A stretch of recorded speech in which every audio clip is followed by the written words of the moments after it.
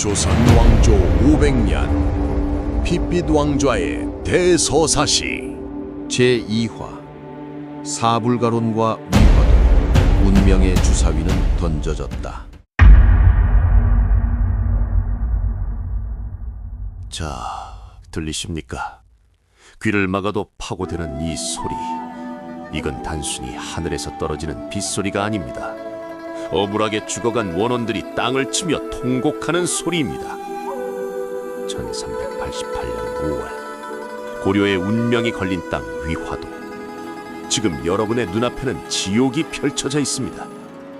쏴, 화강. 하늘의 구멍이라도 난 걸까요?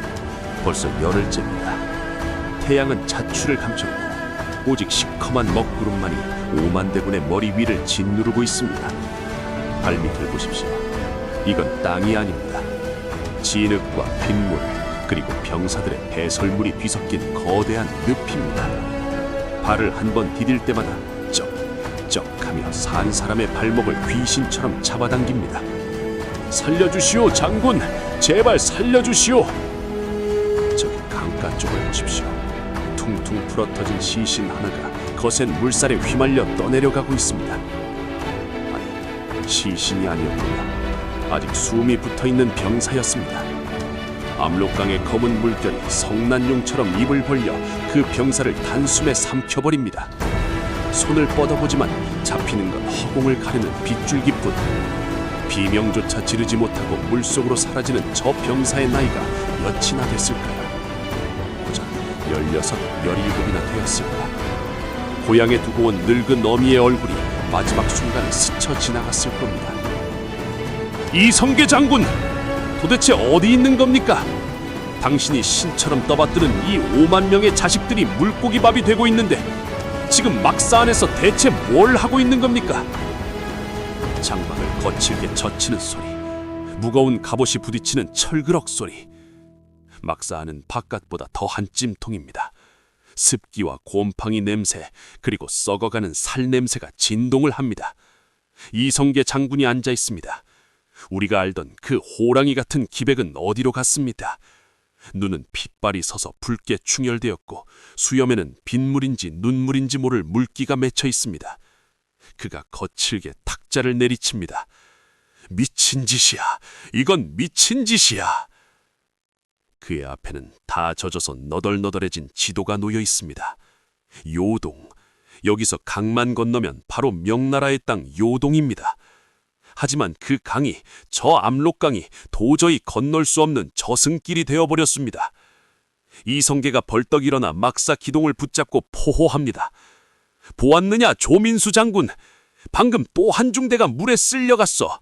싸워보지도 못하고 적의 칼날에 스치지도 못하고 물귀신이 되어 죽어가고 있단 말이오. 맞은편에 앉아있는 좌군 도통사 조민수. 그 역시 얼굴이 하얗게 질려 있습니다. 손에 든 술장이 덜덜 떨립니다. 이 장군, 진정하시오.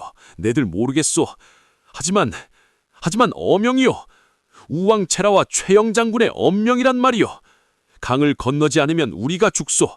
항명은 곧 영모요. 영모는 삼족을 멸한다는 걸 모르시오. 삼족을 멸해.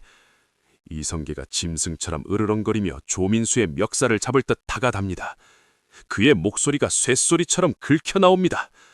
내 삼족이 죽는 게 두려워서 저 5만 명의 남의 집 귀한 자식들을 다 죽이란 말이오. 저 밖을 좀 보시오. 말이 걷지를 못해. 습기 때문에 활시위 악교가 다 녹아버렸어. 화살을 쏠 수도 없는데 전쟁을 하라고. 명나라가 아니라 이 비가, 이 하늘이 우리를 거부하고 있단 말이오. 그때였습니다. 막사 밖에서 누군가 다급하게 뛰어들어옵니다. 진흙투성이가 된 전령입니다. 숨이 턱끝까지 차올라 헐떡거립니다. 장군, 큰일 났습니다. 전염병에 역병이 돌고 있습니다. 후군 진영에서만 벌써 100명이 넘게 쓰러졌습니다. 피부가 헐고 고열에 시달리다 피를 토하고 죽어갑니다. 병사들이 동요하고 있습니다. 이대로 가다간 밤중에 집단 탈영이 일어날지도 모릅니다. 이성계가 털썩 자리에 주저앉습니다. 그 강인하던 어깨가 무너져 내립니다. 역병, 장마철 좁은 섬에 5만 명이 갇혀 있으니 당연한 결과죠. 먹을 식량도 바닥났습니다. 병사들은 빗물을 받아 마시고 죽은 말의 고기를 뜯으며 버티고 있습니다. 이건 군대가 아닙니다.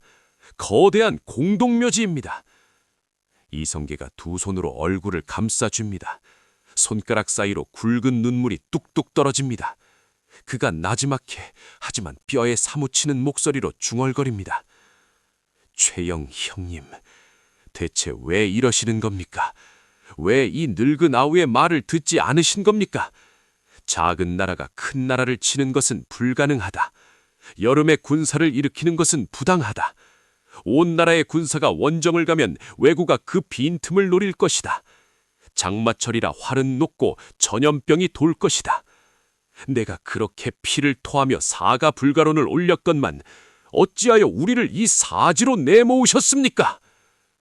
이성계의 회상은 순식간에 시공간을 뛰어넘어 이 지옥이 시작되기 전 개경의 화려한 궁궐로 우리를 데려갑니다. 비냄새가 사라지고 향기로운 냄새가 나는 듯하지만 그곳에는 더 지독한 권력의 악취가 풍기고 있었습니다. 전하, 저 명나라 놈들이 천령 이북의 땅을 내놓으라 협박하고 있습니다. 이건 우리 고려를 능멸하는 처사입니다. 내어줄 수 없습니다. 요동을 쳐서 본때를 보여줘야 합니다. 비극은 여기서 잉태되었습니다. 현실을 보지 못하는 늙은 충신과 철없는 왕의 만남. 그 사이에서 이성계는 홀로 차가운 이성을 붙들고 싸워야 했습니다. 다시 이성계의 막사한 이성계가 감던 눈을 번쩍 뜹니다. 그의 눈빛이 달라졌습니다. 방금 전까지의 슬픔과 절망은 사라지고 서늘하고 날카로운 살기가 그 자리를 채웁니다. 그가 칼자루를 꽉 쥡니다. 손마디가 하얗게 질릴 정도로. 조미수 장군, 목소리가 낮게 깔립니다. 마치 폭풍 전의 고요처럼. 선택하시오. 여기서 다 같이 물귀신이 되어 죽을 것인가? 아니면 살아서 훗날을 도모할 것인가? 조민수가 침을 꼴깍 삼킵니다. 그도 본능적으로 느낀 겁니다. 이성계의 입에서 나올 다음 말이 고려의 역사를 송두리째 뒤바꿀 것이란 사실요. 장군, 설마 왕명이 틀렸다면 그 왕명을 바로 잡는 것도 신하의 도리요. 백성이 다 죽게 생겼는데 왕의 체면이 무슨 소용인 말이요. 우르른 쾅쾅. 마치 이성계의 마음에 호응하듯이 하늘에서 거대한 천둥 소리가 울려 퍼집니다. 번개가 번쩍이는 찰나 이성계의 얼굴이 귀신처럼 하얗게 드러납니다. 그것은 더 이상 신하의 얼굴이 아니었습니다. 이미 왕의 기운을 품은 야수와 같은 남자의 얼굴이었습니다. 하지만 아직입니다. 아직 운명의 주사위는 던져지지 않았습니다. 개경에서 왕이 보낸 감시자 김환이 눈을 시퍼렇게 뜨고 보고 있습니다. 그를 넘지 못하면 회군은 곧 죽음입니다. 이성계는 천천히 자리에서 일어납니다. 갑옷 틈에서 빗물이 뚝뚝 떨어집니다. 김환을 내 방으로 들라 하라. 자, 이제 역사의 수레바퀴가 삐걱이거리며 방향을 틀기 시작했습니다. 이 좁은 막사 안에서 벌어질 칼보다 날카로운 혀들의 전쟁. 숨을 죽이십시오. 단 한마디의 말실수가 목을 베는 순간이 다가오고 있습니다. 천막이 찢어질 듯 펄럭이는 소리, 차갑고 비릿한 금속성 목소리가 정적을 깹니다. 도대체 언제까지 이 진흙탕 속에서 뒹굴짝정이십니까? 좌군 도통사, 우군 도통사! 김환입니다. 우왕과 최영 장군이 파견한 환관, 전군 도독부의 감찰관 김환이 들어왔습니다. 그의 꼬락서니를 보십시오. 병사들은 흙탕물에 밥을 말아먹고 피부가 썩어가는데 저자는 기름진 비단옷에 물 한 방울 묻히지 않고 서 있습니다. 코를 막고 미간을 찌푸리며 마치 돼지 우리에 들어온 귀족처럼 거만하게 내려다봅니다. 이성계가 천천히 고개를 듭니다. 그의 눈빛이 김환의 깨끗한 신발에 머뭅니다. 진흙조차 묻지 않은 저 신발. 순간 이성계의 눈썹이 꿈틀합니다. 김환 판사, 밖을 보지 못하였소. 물이 불어 사람 키를 넘었소. 뗏목을 띄우면 심리도 못 가 뒤집히는 판국이요. 이성계의 목소리는 억눌려 있습니다. 마치 끓어오르는 용암을 겨우 뚜껑으로 덮어놓은 듯 위태로운 저음입니다. 하지만 김한은 눈 하나 깜짝하지 않습니다. 오히려 코웃음을 칩니다. 핑계, 또 그놈의 핑계! 전하께서 출정 명령을 내리신 지가 언젠데 아직도 위화도 타령입니까? 최영 장군께서 말씀하셨습니다. 장수가 전장에 나가서 물을 탓하고 날씨를 탓하는 것은 겁쟁이나 하는 짓이다 라고 말입니다. 쾅! 옆에 있던 조민수가 탁자를 치며 일어납니다. 하지만 그의 얼굴은 분노보다는 공포에 질려 있습니다. 말이 지나치시오, 김판사. 우리가 목숨이 아까워서 이러는 줄 아시오. 지금 강을 건너면 전멸이오, 전멸. 5만 대군이 명나라 군사를 보기도 전에 물고기밥이 된단 말이오. 김한이 조민수를 싸늘하게 쏘아봅니다. 그 눈빛은 사람을 보는 눈이 아닙니다. 도살장에 끌려갈 짐승을 보는 눈입니다. 조민수 장군, 전하께서 하사하신 보검이 내 품에 있습니다.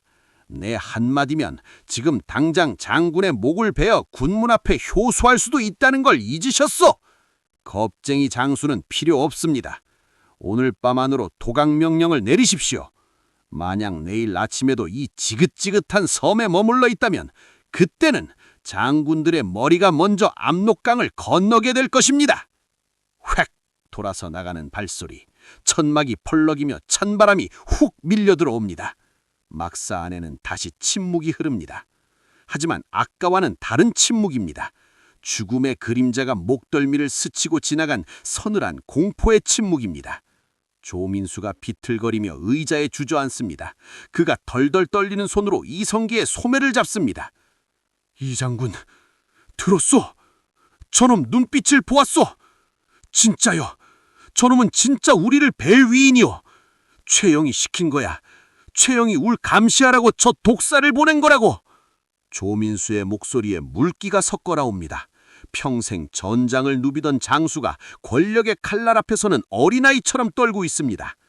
이성계는 아무 말 없이 탁자 위에 지도를 응시합니다. 지도 위로 빗물 한 방울이 툭 떨어져 개경이라는 글자를 적십니다. 이성계의 속마음이 소용돌이칩니다. 독백, 최영 형님, 정말 나를 죽이려 하시는가? 나 이성계를 믿지 못하여 저런 환관 나부랭이를 보내 나를 겁박하시는가? 우리가 함께 왜구를 물리치고 홍정적을 때려잡던 그 세월은 다 어디로 갔는가? 형님에게 나는 그저 쓰고 버리는 사냥개였던가? 이성계의 주먹이 부들부들 떨립니다. 그는 배신감에 치를 떨고 있었습니다. 그때 밖에서 웅성거리는 소리가 들립니다. 비명소리? 아니, 곡소리입니다. 누군가 울부짖고 있습니다. 이성계가 벌떡 일어나 밖으로 나갑니다. 빗바람이 얼굴을 때립니다.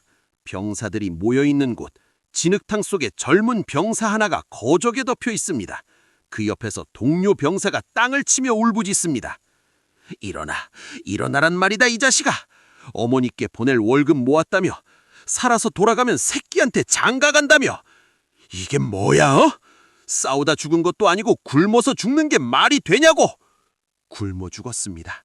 고려 최고의 정예군이라는 요동정벌군이 적의 칼도 화살도 아닌 굶어 주민과 추위에 얼어 죽었습니다.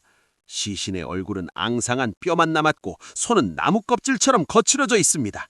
이성계가 그 앞에 무릎을 꿇습니다. 그의 무릎이 차가운 진흙 속으로 파고듭니다. 장군이 무릎을 꿇자 주변의 병사들이 숨을 죽입니다.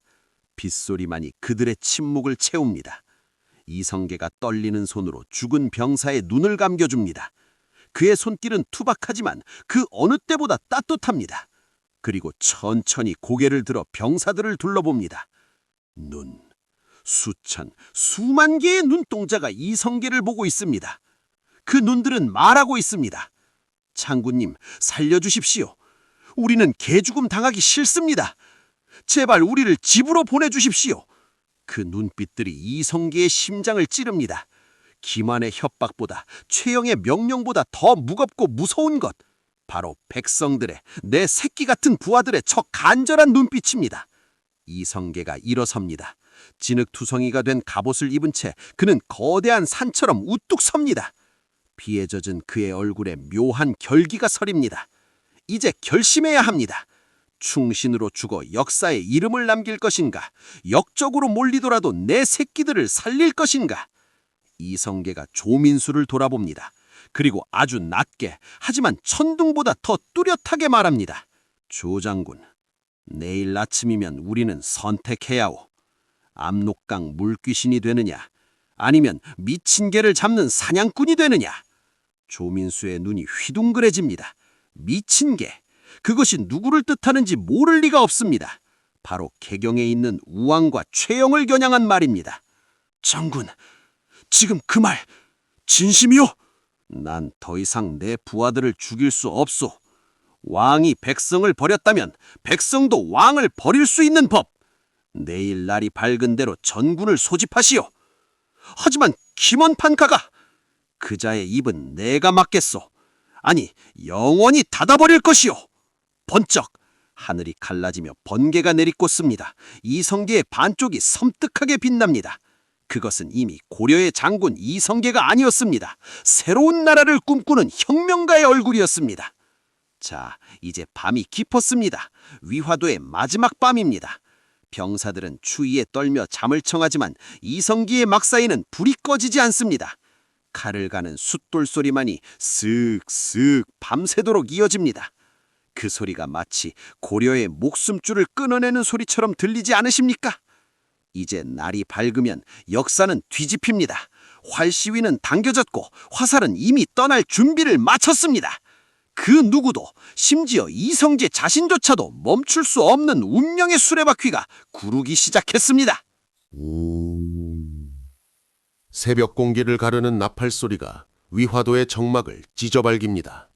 하지만 그것은 진격을 알리는 힘찬 팡파르가 아닙니다.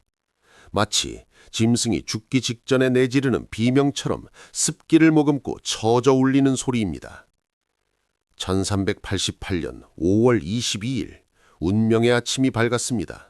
비는 잠시 소강 상태이나 안개가 자욱하여 한치 앞을 분간할 수 없습니다. 이 짙은 안개 속에서 김한 판사가 씩씩거리며 이성계의 막사로 쳐들어옵니다. 그의 뒤로는 호위무사들이 칼자루를 만지작거리며 따르고 있습니다. 이성계 장군, 도대체 이게 무슨 행패여?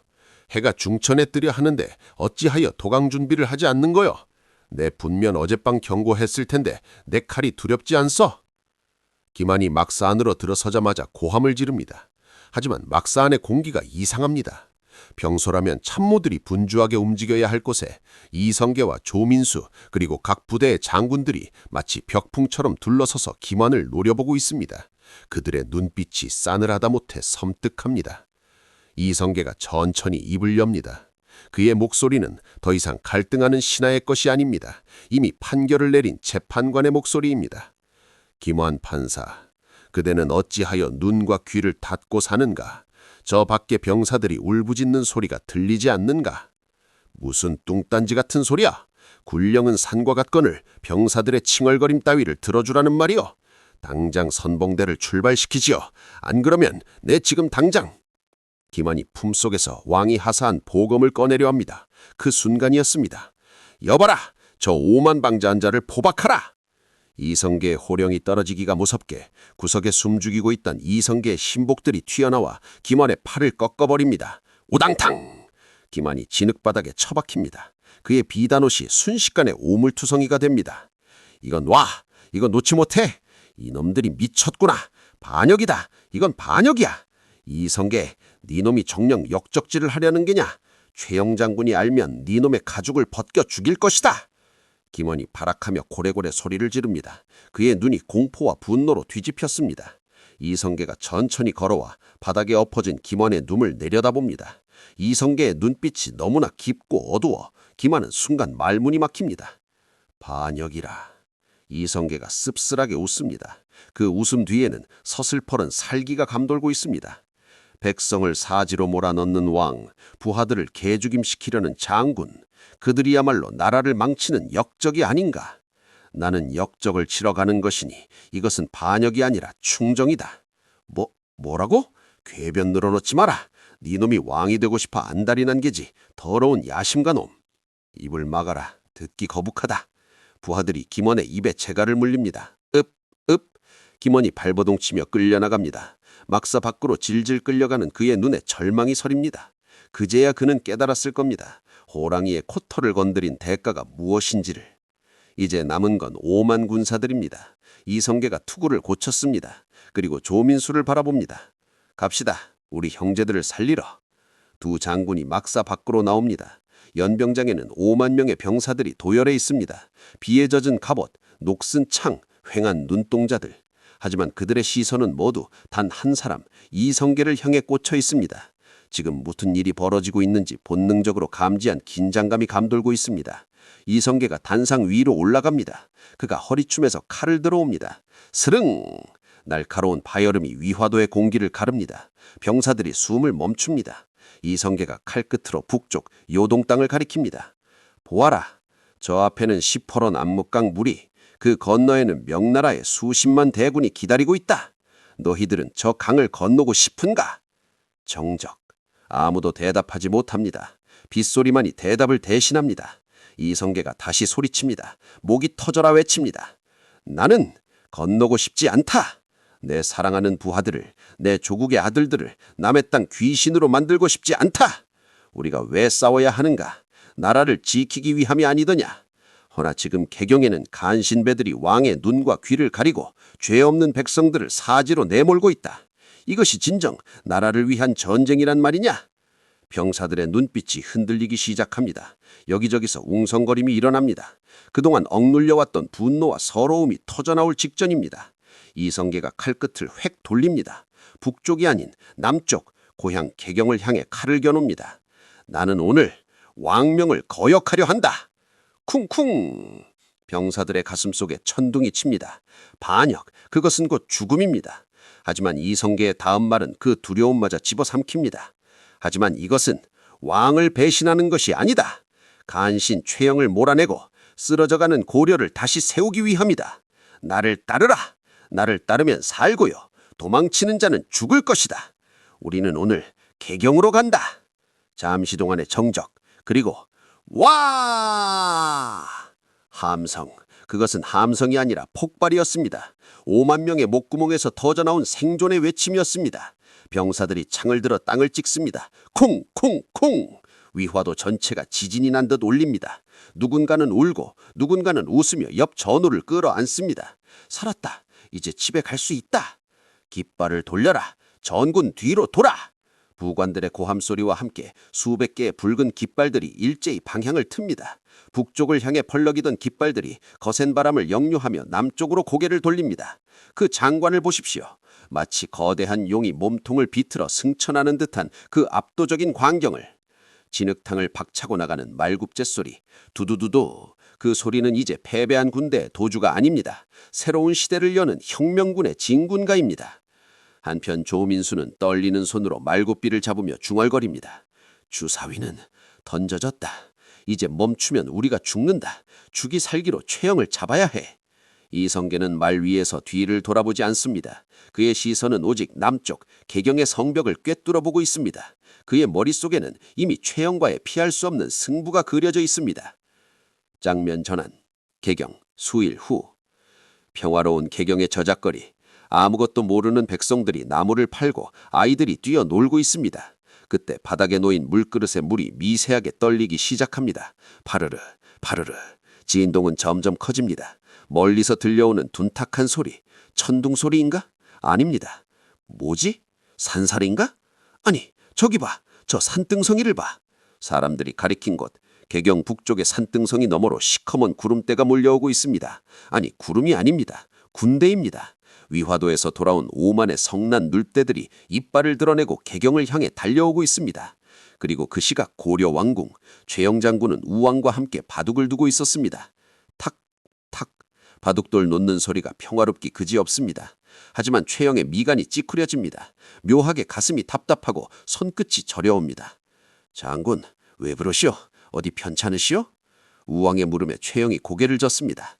아닙니다, 전하. 다만 바람 냄새가 좋지 않습니다. 피비린내가 섞여 있는 듯합니다. 쾅! 궁궐문이 부서지라 열리며 파발마가 들이닥칩니다. 장군님, 큰일 났습니다. 이성계가 회군했습니다. 지금 개경 성문 앞까지 당도했습니다. 최영의 손에서 바둑돌이 툭 떨어져 바닥을 구릅니다. 또로로. 그 작은 소리가 고려의 멸망을 알리는 종소리처럼 들립니다. 최영이 벌떡 일어납니다. 그의 백발이 분노로 곤두섭니다. 이성계, 니놈, 기어이 내 등에 칼을 꽂는 거나. 자, 이제 피할 곳은 없습니다. 창과 방패라 부딪히고 형제였던 자들이 서로의 목을 노립니다. 개경의 성벽이 피로 물들 시간이 다가왔습니다. 화광, 화지직. 개경의 동쪽 대문 숭인문이 비명과 함께 박살이 났습니다. 거대한 나무 문짝이 종잇장처럼 뜯겨나가고 그 틈으로 5만 마리의 늑대들이 쏟아져 들어옵니다. 와! 역적 최영을 잡아라! 막아라! 궁궐을 사수하라! 한 놈도 들이지 마라! 평화롭던 고려의 수도는 순식간에 아수라장이 되었습니다. 도망치는 백성들의 비명, 불타는 기와집, 그리고 칼과 칼이 부딪히는 소름 끼치는 쇳소리. 챙! 챙! 푹! 어제까지만 해도 저잣거리 주막에서 함께 술잔을 기울이던 병사들이 오늘은 서로의 심장에 창을 꽂고 있습니다. 피가 낭자한 진흙바닥에서 뒹구는 병사들의 얼굴을 보십시오. 아는 얼굴입니다. 친구입니다. 동료입니다. 철수야, 비켜! 찌르고 싶지 않아! 비키란 말이야! 미안하다. 나도 어명이 무섭다. 으아! 푹! 친구가 친구를 찌르고 동료가 동료를 베는 지옥도. 이것이 내전입니다. 이것이 권력투쟁의 민낯입니다. 비비린내가 진동하는 거리 한복판을 이성계가 말을 타고 질주합니다. 그의 얼굴은 무섭도록 굳어 있습니다. 눈앞에 펼쳐진 참상을 외면하듯 시선은 오직 저 높은 곳, 왕이 있는 궁궐을 향해 고정되어 있습니다. 장면 전환, 궁궐안. 다들 어디 가는 게냐? 도망치는 놈은 내 손에 죽을 것이다! 백발의 노장 최영. 일흔이 넘은 나이에도 그는 호랑이였습니다. 궁궐 담장을 넘으려는 도망병의 등 뒤에 화살을 꽂아버립니다. 피웅! 퍽! 쓰러지는 병사를 밟고 올라선 최영이 칼을 뽑아듭니다. 우왕 전하를 지켜라! 이성계 저 반역자놈이 궁궐을 짓밟으려 한다. 내 목이 붙어있는 한 단 한 놈도 어좌에 접근하지 못할 것이다. 최영은 궁궐의 화원에 있는 나무들을 베어 바리케이드를 쳤습니다. 아름답던 꽃밭은 참호가 되었고 연못은 핏물로 붉게 물들기 시작했습니다. 그는 알았습니다. 수적으로는 도저히 상대가 되지 않는다는 것을. 그래서 그는 최후의 카드를 꺼내들었습니다. 가장 비겁하지만 가장 확실한 방패, 바로 왕이었습니다. 전하, 이쪽으로 오시지요. 자, 장군, 무섭소. 저 함성 소리가 들리지 않소. 그냥 항복하면 안 되겠소. 우왕이 사시나무 떨듯 떨며 최영의 옷자락을 잡습니다. 하지만 최영의 눈빛은 단호하다 못해 광기마저 서려 있습니다. 그는 우왕의 손을 뿌리치고 억지로 왕을 이끌고 궁궐의 가장 높은 누각으로 올라갑니다. 잠시 후 궁궐 앞 광장. 이성계의 군대가 궁궐을 포위했습니다. 수만 개의 화살이 궁궐을 겨누고 있습니다. 이성계가 앞으로 나섭니다. 최영 장군, 더 이상의 무의미한 살상을 멈추시오. 당신 하나 때문에 죄 없는 병사들이 죽어가고 있어. 성문을 열고 나오시오. 이성계의 외침이 궁궐 담벼락을 때립니다. 잠시의 정적, 그리고 누각 위에서 최영이 모습을 드러냅니다. 그런데 홍자가 아닙니다. 그의 옆에는 겁에 절린 우왕이 서 있습니다. 최영이 우왕의 어깨를 감싸 안으며 아래를 내려다보고 소리칩니다. 이성계, 니놈, 네 눈에는 이분이 보이지 않느냐? 고려의 지존 주상전하가 여기 계시다. 네가 쏘는 화살이 어디에 꽂힐 것 같으냐? 나를 죽이려면 먼저 전하의 용포를 뚫어야 할 것이다. 이성계의 눈동자가 흔들립니다. 비열하다, 치졸하다. 천하의 명장 최영이 왕을 인졸 삼아 방패막이로 쓰다니. 이성계 뒤에 있던 정도전이 다급하게 속삭입니다. 장군, 쏘면 안 됩니다. 자칫 화살이 전하를 스치기라도 하면 우리는 영원한 역적이 됩니다. 민심이 등을 돌릴 것입니다. 그럼 어쩌란 말이냐? 저기서 버티고 있는데. 이성계가 분통을 터뜨리려 허벅지를 내리칩니다. 진퇴낭난. 공격하자니 왕을 죽이는 역적이 되고 물러서자니 회군은 실패로 돌아가 삼족이 멸문지화를 당하게 생겼습니다. 그때 누각 위에서 최영이 비릿한 웃음을 흘립니다. 그리고 옆에 있던 궁수들에게 명령합니다. 쏴라! 저 역적놈들에게 화살비를 퍼부어라! 저들은 반격하지 못한다! 피웅! 피웅! 피웅! 궁궐 담벼락 위에서 화살이 빗발치듯 쏟아집니다. 방심하고 있던 이성계의 선봉대가 속수무책으로 당합니다. 으아! 내 눈! 내 눈! 장군! 공격 명령을 내려주십시오! 다 죽습니다! 병사들이 쓰러져 나갑니다. 하지만 이성계는 침을 깨불며 침복합니다. 공격 명령을 내릴 수가 없습니다. 화살 한 발이라도 잘못 날아가 우왕에게 맞는 순간 명분은 사라지기 때문입니다. 병사들이 죽어나가는 걸 보면서도 참아야 하는 장수의 고통. 이성계의 가슴이 숯덩아리처럼 타들어갑니다. 최영 형님, 정말 이렇게까지 바닥을 보이셔야겠습니까? 이것이 당신이 말했던 고려의 기계입니까? 이성계가 하늘을 우러러 절규합니다. 그때 이성계의 아들 이방원이 말 위에서 아버지를 봅니다. 아직은 젊은 훗날의 태종 이방원. 그의 눈빛은 차갑게 번뜩입니다. 그는 아버지와 다릅니다. 그는 명분보다 실리를, 도덕보다 승리를 원하는 자입니다.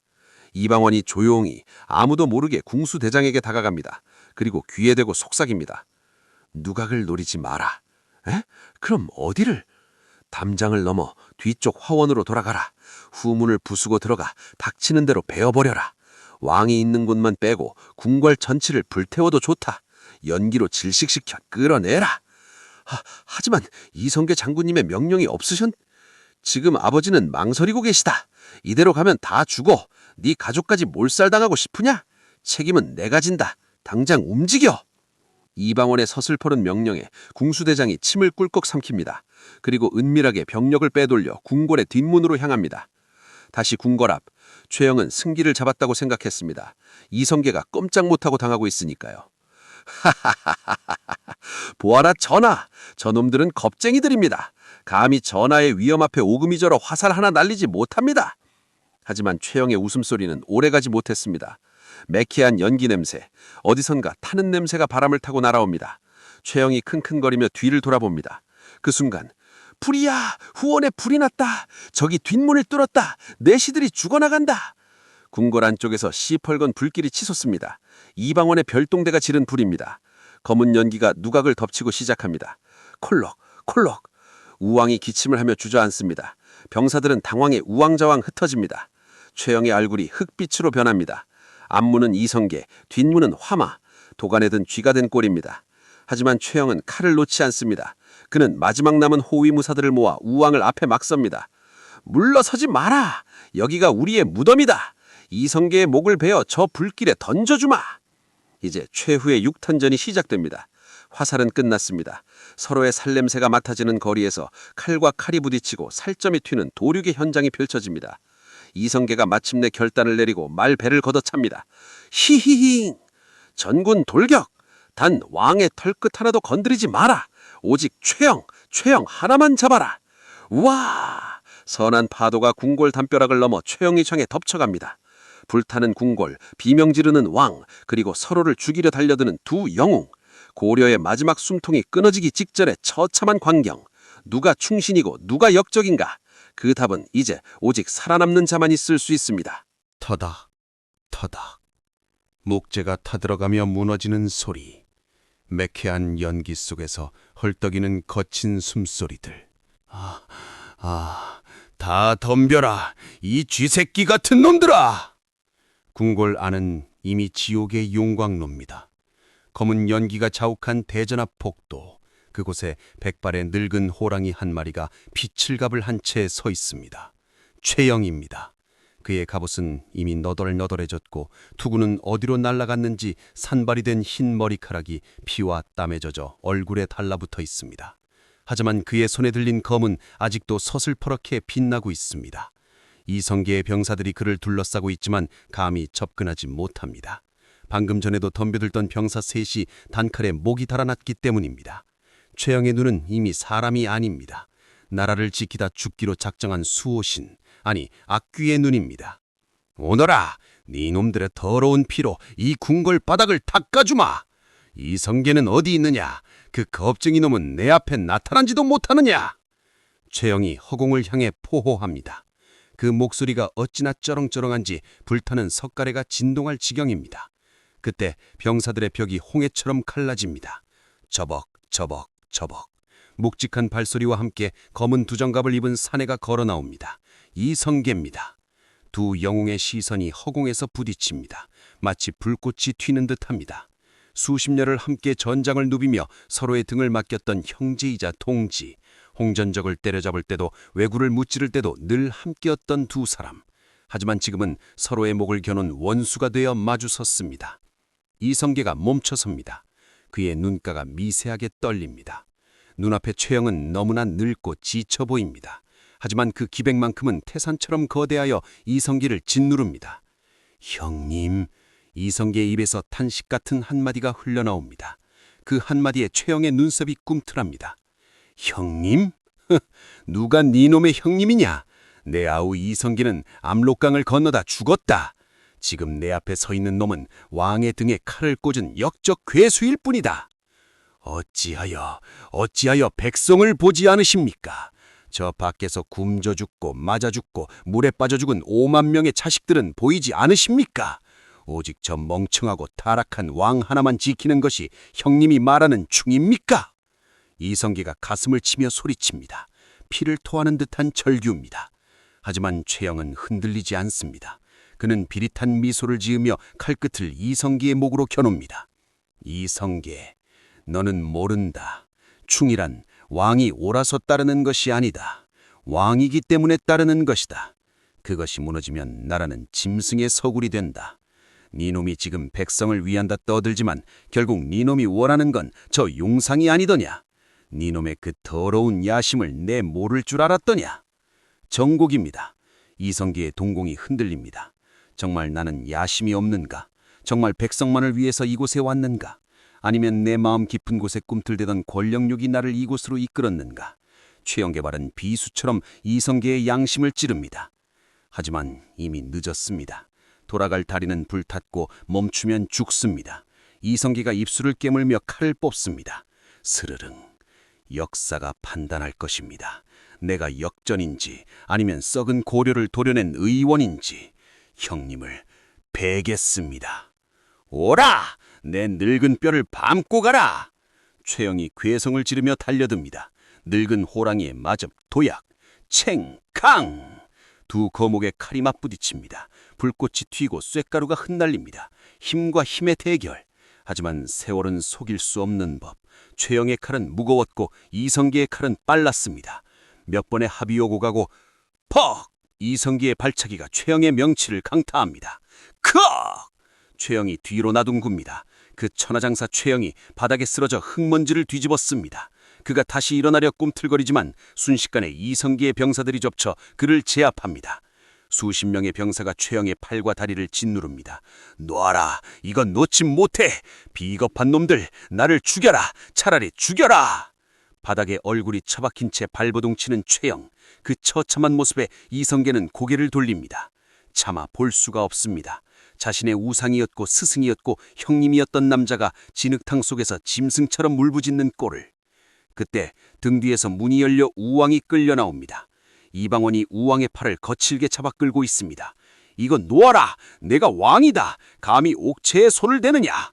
우왕은 최영을 보자마자 비명을 지릅니다. 장군! 최영 장군! 일어나시오! 나를 구하시오! 장군이 찌면 나는 어찌 되는 거요? 하지만 최영은 대답할 수 없습니다. 재갈이 물리고 온몸이 밧줄로 꽁꽁 묶인 채 그저 핏발센 눈으로 우왕을 바라볼 뿐입니다. 그 눈빛에는 슬픔과 회한과 미안함이 가득 차 있습니다. 전하, 이 늙은 신하가 무능해서 지켜드리지 못했습니다. 이성기가 천천히 우왕 앞으로 다가옵니다. 갑옷에 묻은 피냄새가 우왕의 코를 찌릅니다. 우왕이 뒷걸음질하다 주저앉습니다. 이성계는 우왕을 내려다보지 않습니다. 그저 묶여있는 최영에게 나가가 무릎을 꿇고 마지막 예를 갖추어 큰 절을 올립니다. 장군, 가시는 길 부디 편안하시옵소서. 고려의 모든 짐은 이제 제가 지겠습니다. 이성계가 일어섭니다. 그리고 병사들에게 차갑게 명령합니다. 압성하라. 최영은 순군옥으로, 전하는 강화도로 보낸다. 안 돼! 나는 왕이다! 이성계 니놈 저주할 것이다. 내 귀신이 되어 살아도 니놈의 자손들을 씨를 말릴 것이다.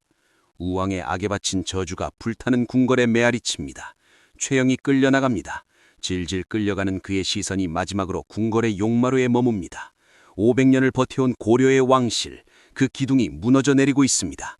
최영의 눈에서 굵은 눈물 한 방울이 툭 떨어져 잿더미 위에 얼룩을 남깁니다. 그것은 단순히 한 장군의 패배가 아니었습니다. 고려라는 거대한 시대가 종말을 구하는 눈물이었습니다. 이제 이 궁궐의 주인은 바뀌었습니다. 승리한 이성계가 서 있지만 그의 얼굴에는 웃음기가 하나도 없습니다. 그는 알고 있습니다. 자신이 벤 것은 최영의 목이 아니라 500년 묵은 고려의 심장이라는 것을, 그리고 그 심장에서 흘러나온 피가 이제 자신의 발목을 적시고 있다는 것을. 불길은 더욱 거세집니다. 화르르르. 마치 구시대를 태워버리려는 듯 맹렬하게 타오르는 불꽃 속에서 이성계의 그림자가 길게, 아주 길게 늘어집니다. 그 그림자는 괴물의 형상을 하고 있습니다. 권력이라는 이름의 괴물. 이제 남은 것은 무엇입니까? 최영을 죽인 이성계는 과연 백성들이 바라는 낙원을 만들 수 있을까요? 아니면 또 다른 피바람을 몰고 올까요? 저 멀리 감옥으로 끌려가는 수레바퀴 소리가 유난히 처량하게 들리는 밤입니다. 끼. 개경의 서문 밖 처형장. 수만 명의 구름 관중이 모여들었지만 숨소리조차 들리지 않습니다. 마치 세상의 시간이 멈춘 듯한 고요함. 그 한가운데 포승줄에 묶인 노인 최영입니다. 그의 백발이 바람에 흩날립니다. 죽음을 앞둔 사람의 얼굴이 저리도 평온할 수 있을까요? 그는 눈을 감고 마지막으로 고려의 바람 냄새를 맡고 있습니다. 흙냄새, 피냄새, 그리고 자신이 지켜온 산천초목의 냄새.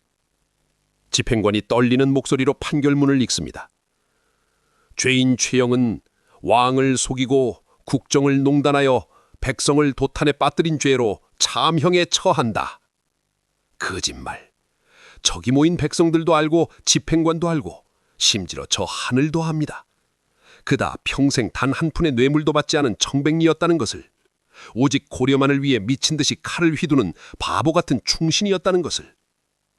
백성들 사이에서 훌쩍이는 소리가 새어나옵니다. 아이고, 장군님이, 최영 장군님이 가시면 우린 이제 누구를 믿고 사나? 최영이 천천히 눈을 뜹니다. 그의 눈빛이 형장을 둘러싼 사람들을 하나하나 어루만집니다. 그리고 입을 엽니다. 유언입니다. 내 평생 탐욕을 품었다면 내 무덤에 풀이 자랄 것이요. 한정 부끄러움 없이 살았다면 내 무덤에는 풀 한 폭이 자라지 않을 것이다. 쩌롱쩌롱한 울림. 사람들의 가슴을 후벼 파는 서슬퍼른 맹세.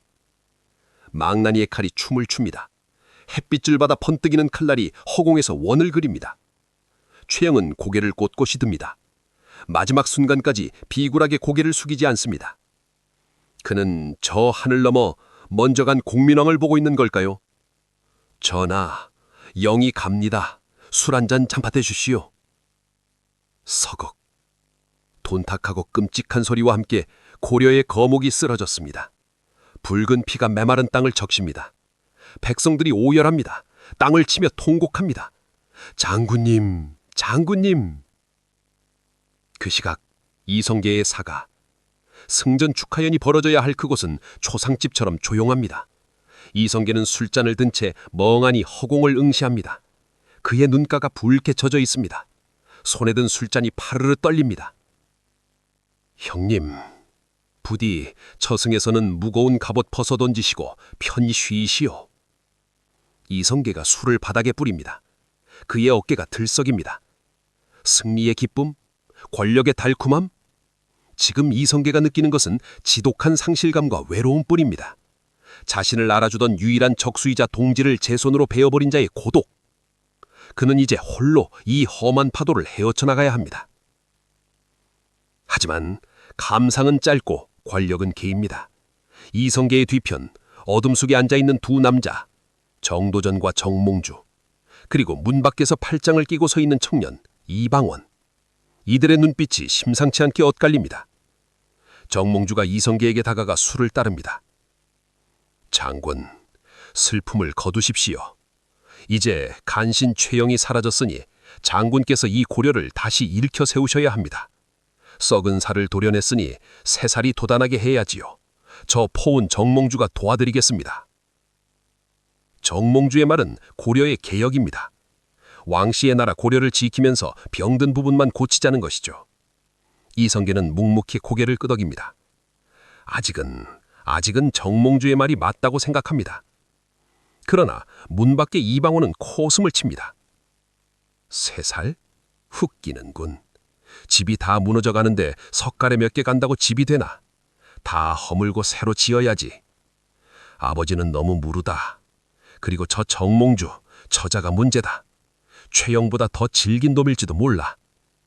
이방원의 시선이 정몽주의 뒷모습에 꽂힙니다. 마치 먹잇감을 노리는 독사처럼 최영이라는 공동의 적이 사라지자마자 어제의 동지가 오늘의 적으로 변하는 순간입니다. 세월이 흘러 계절이 바뀝니다. 하지만 이상한 일입니다. 주변의 산과 들에는 푸른 잡초가 무성한데 오직 최영의 무덤 위에는 붉은 흙만이 덩그러니 드러나 있습니다. 풀 한 폭이 이익게 한 점 자라지 않는 적분. 그의 유언은 저주가 되어, 아니 전설이 되어 남았습니다. 자신의 결백을 운변하는 붉은 무덤. 바람이 불어옵니다. 그 바람 속에서 우리는 듣습니다. 다가올 더 끔찍한 비극의 서곡을. 최영을 죽인 칼은 이제 누구를 향할까요? 개혁을 꿈꾸는 정몽주? 아니면 새나라를 꿈꾸는 이방원? 피 묻은 칼은 칼집에 들어갈 생각이 없습니다. 이성계는 이제 왕이 되고 싶어하는 자들에게 떠밀려 자신도 모르는 사이에 옥좌를 향해 한 걸음씩 걸어가고 있습니다. 그 길목에 고려의 마지막 충신이 팔을 벌려 막아서고 있습니다. 이 선을 넘으려면 나를 밟고 가시오! 라고 외치며. 미화도에서 돌아온 오만 군사는 역사를 바꿨지만 사람의 욕심은 바꾸지 못했습니다. 개경의 밤하늘에 2개의 달이 뜨려 합니다. 하나는 지려는 달 고려, 하나는 뜨려는 달 조선. 그 사이에서 또다시 붉은 피가 강물처럼 흐를 준비를 하고 있습니다. 하지만 역사의 비극은 여기서 끝이 아니었습니다. 오늘 흘린 피가 마르기도 전에 더 거대한 폭풍이 몰려오고 있었으니까요. 다음 이야기 제3화 1392년 마지막 충신 정몽주가 선주교의 피를 뿌리다 편에서 그 숨막히는 진실을 계속 이어가겠습니다. 구독과 좋아요를 눌러주시면 조선왕조 500년의 살아있는 역사를 가장 먼저 만나보실 수 있습니다.